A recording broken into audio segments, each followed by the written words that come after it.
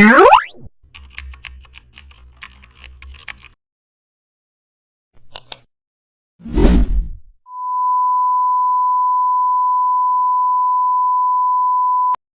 back to the channel. Today's tutorial is all about glowing vibes. We are creating 3D neon outlines effect around your subject in Photoshop. This effect makes your photo looks futuristic, like it's glowing out of screen. Cut your subject using the pen tool or subject. Select subject, duplicate the outline and set stroke for px and change color to neon blue or pink.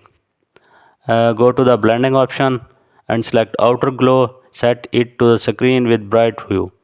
Add a second outer glow layer with different color for 3D depth. Darken the background slightly with curves adjustment to make it the glow pop. Boom, your photo no glow like a sci-fi poster. Like, comment and subscribe for more new inspired tutorials.